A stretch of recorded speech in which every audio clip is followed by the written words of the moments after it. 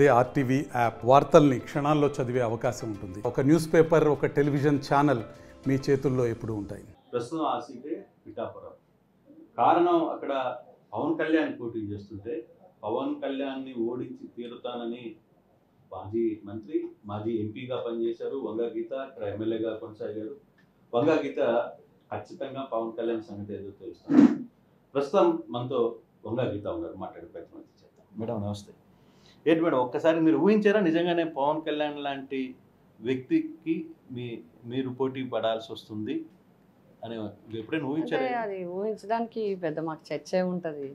పొలిటికల్గా పోటీకి నిలబడతాం. నా పార్టీ తరఫున మా జగన్ గారు నన్ను నిలబెట్టారు, అవతల పార్టీ నుంచి ఆయన వచ్చారు, అంతే. అది తర్వాత మీరు అన్నట్టుగా ఓడించటాలు, ఎవరినో ఇచ్చేయడాలు అనేది ఎప్పుడు లేదు, నా డిక్షనరీలో లేదు.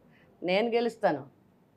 ఎస్, మా జగన్మోహన్ రెడ్డి గారి అండదండలతో, మా జగన్మోహన్ రెడ్డి గారి ప్రజల్లో ఉన్న సానుకూల దృక్పథం, జగన్ గారి మీద ఉన్న నమ్మకం, ఒకటి జగన్ గారి మీద ఉన్న వ్యక్తిగతంగా జగన్ గారి మీద ఉన్న విశ్వాసం, రెండు వైఎస్ఆర్సీపీ ప్రభుత్వం అంటే అండ, జగనన్న పాలన అంటే ప్రజలకి అండ, వంగా గీత అంటే ప్రజలకి అందుబాటులో ఉంటుంది.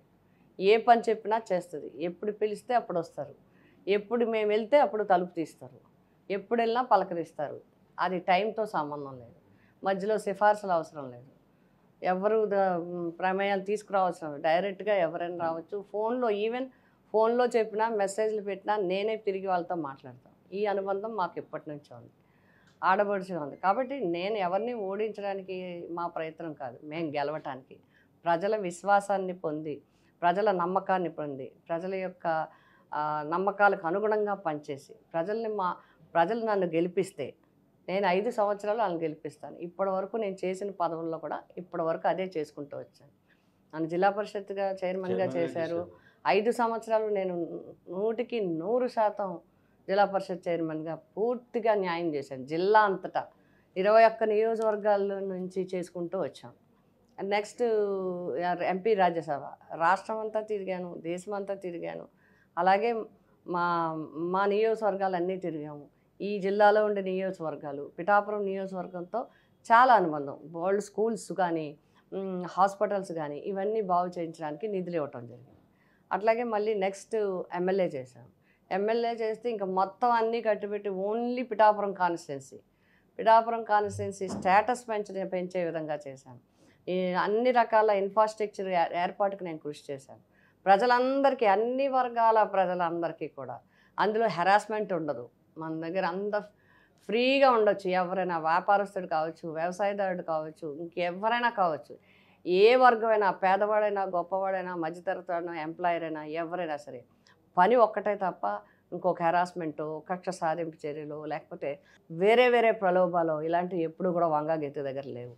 వంగా గీత దగ్గర యాక్సెస్ ఉంది కాబట్టి అవతల పవన్ కళ్యాణ్ లాంటి వ్యక్తి ఉన్నా కూడా స్టిల్ మీరు పబ్లిక్లో మీ యాక్సెస్ విపరీతంగా కనపడుతున్న పరిస్థితి. మీరు ఎంపీగా ఉన్నప్పుడు కూడా కోవిడ్ టైంలో మీరు చేసిన ఎఫెక్ట్ స్టిల్ ఆ రోజులు కూడా మేము మీతో మాట్లాడిన పరిస్థితులు గుర్తున్నాయి. సో ఆ ఎఫెక్ట్ అటువంటి ఎఫెక్ట్స్ ఇప్పుడు పిఠాపురానికి సంబంధించి రేపు జరగబోతున్న ప్రజలకి, లేదు అక్కడ పవన్ కళ్యాణ్ని ఎదుర్కొనే దానికోసం మీరు ఏదైనా ఒక మేనిఫెస్టో కావచ్చు, లేదు పిఠాపురం ప్రజలకి మీరు చెప్పాలనుకుంటే ఏం చెప్తారు? ఎందుకంటే ప్రజలకి నేను చెప్తే కానీ చేయనని కానీ, లేకపోతే గీత గారికి ఏం తెలియదని కానీ లేదు, వాళ్ళకి నమ్మకం ఉంది.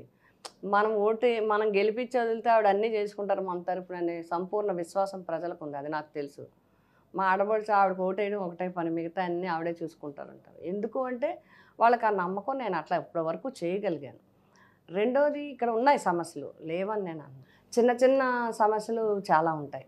అవన్నీ గ్రామాల డెవలప్మెంట్ కావచ్చు, ఇవన్నీ. అవి కాకుండా పెద్ద సమస్యలు ఉన్నాయి. ఒకటి ఏలేరుకు సంబంధించిన సమస్య.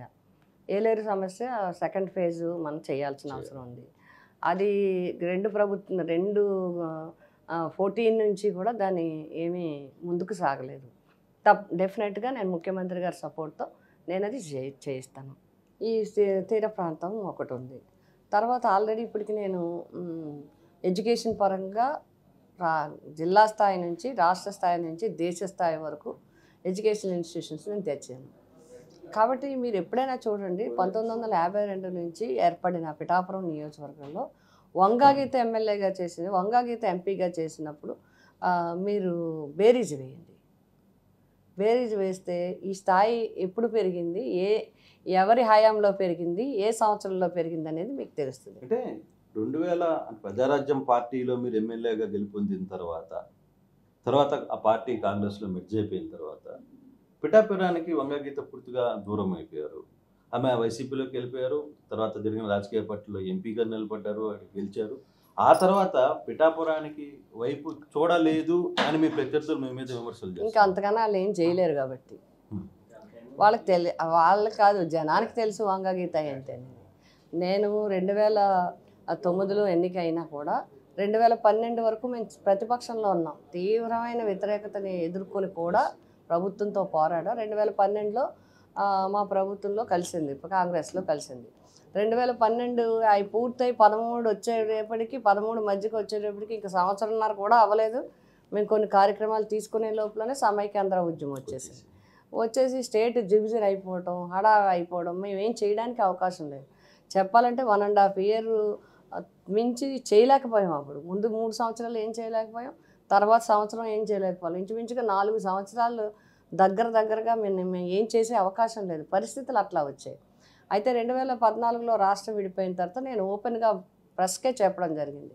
నేను సమైక్యాంధ్ర గురించి గల్లీ స్థాయి నుంచి ఢిల్లీ స్థాయి వరకు చాలా పోరాటం చేసాం.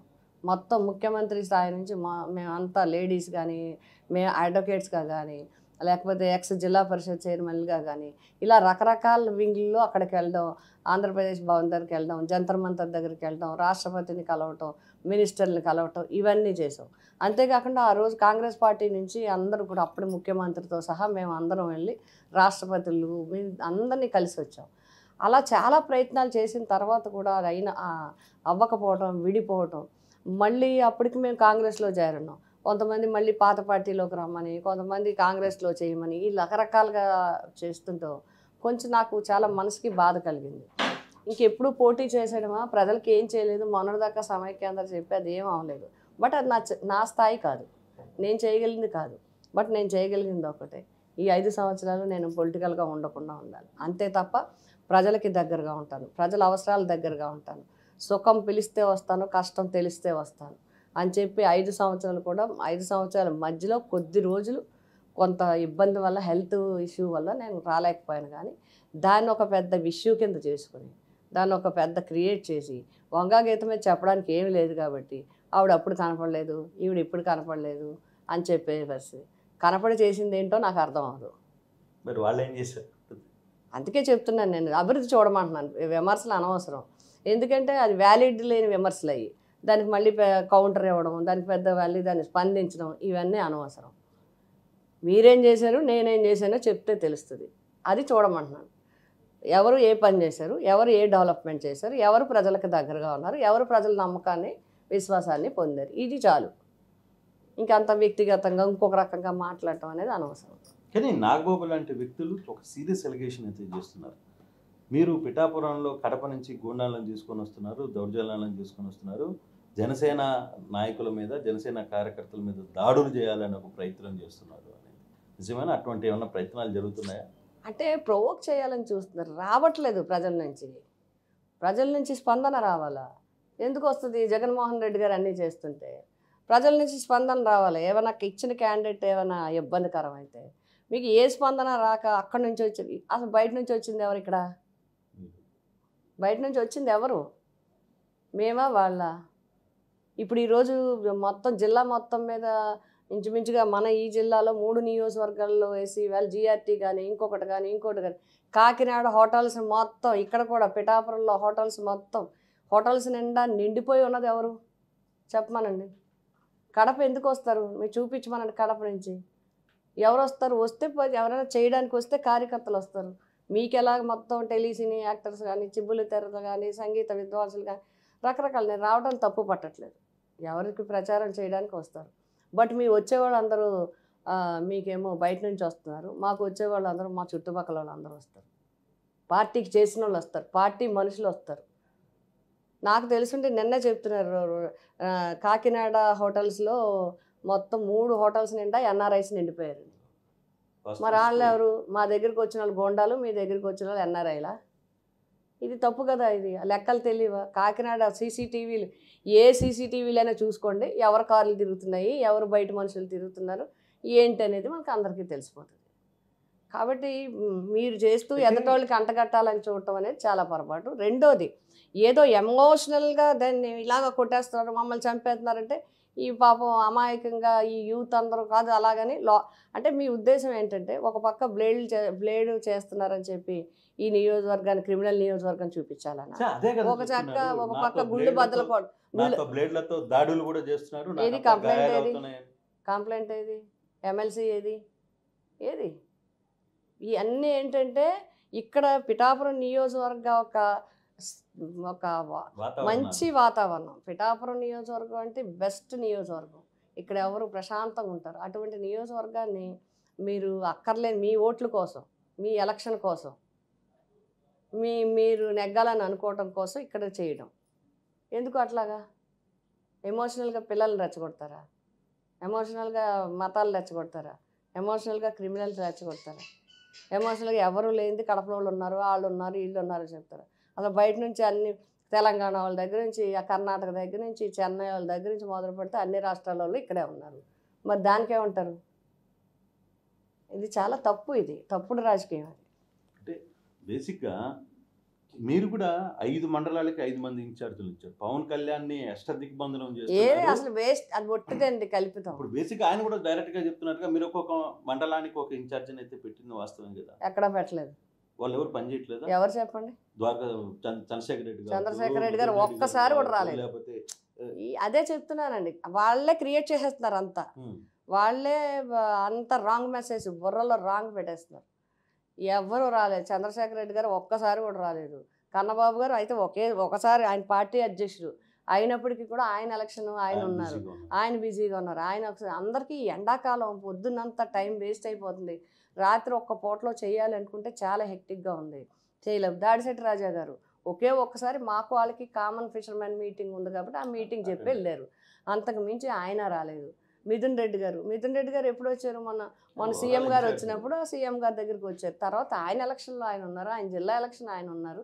ఎవరి కాళ్ళు ఉన్నారు, కావాలని ఎలా వచ్చేసారు? అంటే మమ్మల్ని ఏదో బంధించేస్తున్నట్టు, అంటే సెల్ఫ్ క్రియేటెడ్ చేసేసుకుని దాన్ని ప్రజల మీద రుద్దేసి పిఠాపురం ప్రజల్ని బయట వాళ్ళని ఎవరినో రెచ్చగొట్టేసినట్టు రెచ్చగొట్టేస్తే యూత్ అంతా వెళ్ళిపోయి కొట్టేసుకుని వాళ్ళు చేసుకుని ఇక్కడ ఏదో గలాటా చేసేసి ఒకవైపు ఏదో సింపతి పెరిగిపోతుందని చూస్తున్నారు. ఇవన్నీ సింపతి కోసం ట్రై చేస్తారు అంతే, అంతకు మించి ఏం లేదు.